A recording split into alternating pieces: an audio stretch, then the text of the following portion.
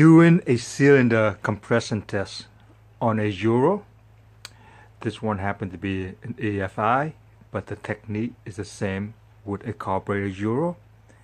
Ideally, you want to do it when the engine is warm, not when it's cold. But sometimes you have no choice but to do it, on the bike it's been sitting. Quick note on the compression gadget. I don't know what's the correct name for that. Straighter valve, whatever. It's kind of like a check valve. So anytime you kick the bike, the needle jump, and the compressor force the air on there, make the needle jump and stay there because of this one-way valve. You kick again, it will jump, and then it stay there until you release the pressure, and you can reset it. Okay, I have two of them. You don't have to have two of them, but I happen to have two of them, and I can do both cylinders at the same time. And it's a good idea sometimes to have two of them because this one can double check this one. So I don't trust these things. You can buy these at any auto parts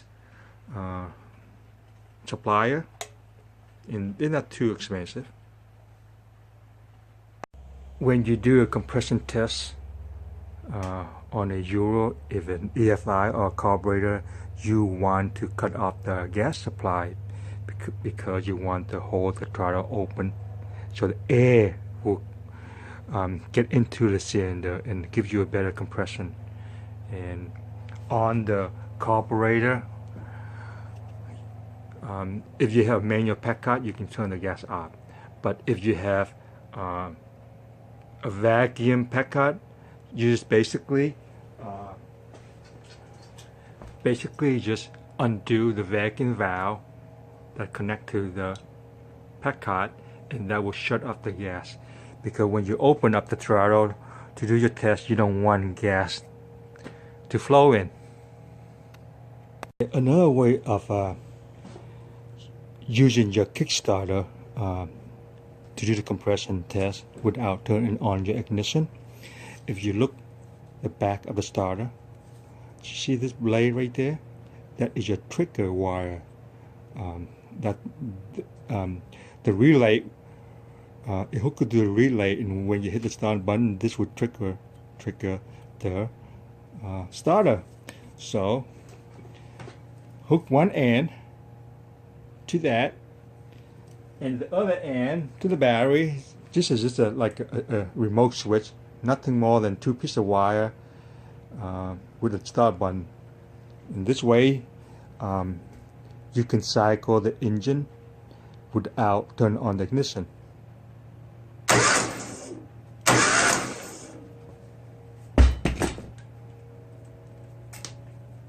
There is nothing to that. You can buy these very cheap. It's just two alligator clip and a button. And you can buy these at hardware store or auto parts store for like $6. So I do like to do it this way because I have my bike off. I'm not messing with the computer. I'm basically jumping the starter to do my compression test. But again, there's nothing wrong using it with a kicker, but you get better result if you cycle the engine with a starter. Okay, what I do is I take out both spark plugs and put the compression gate on there, reset, make sure there's no air in there.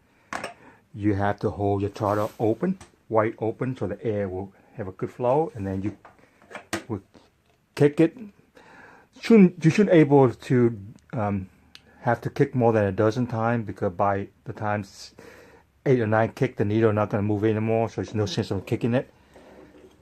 See it? 60.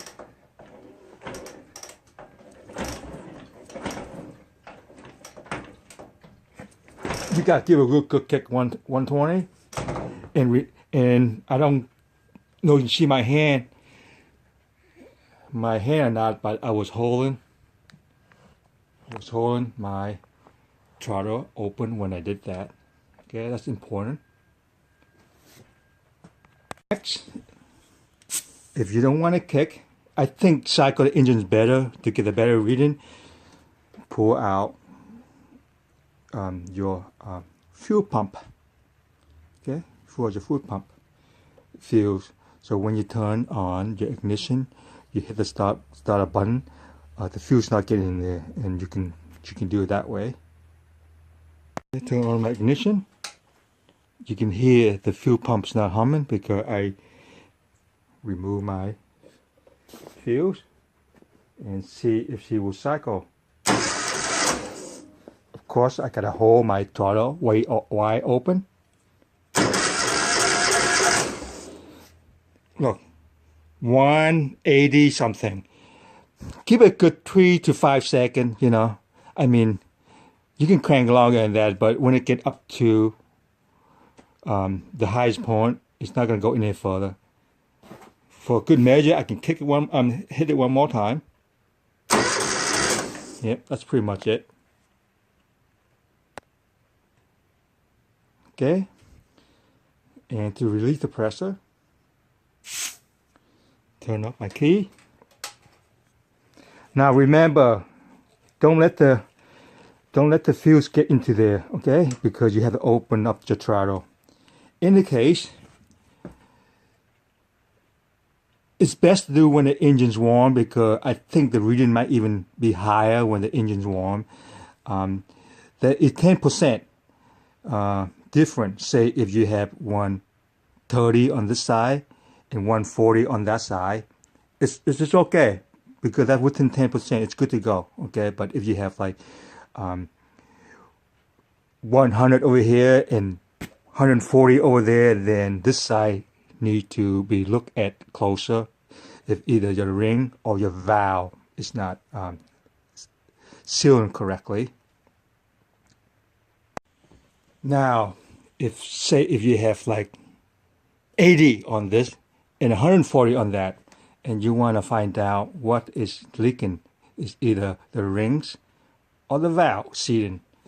One way to do it, old school, is squirt some oil on there, squirt, okay?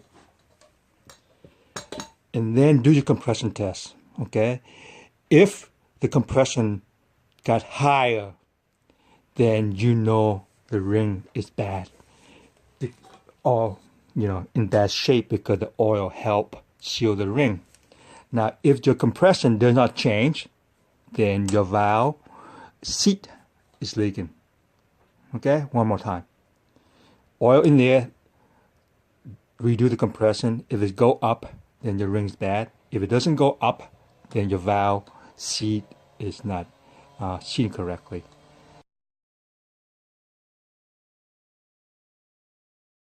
And then if you want to get a real good reading, get your engine warm and redo the compression test. I hope that help out some people out there. Thanks for watching.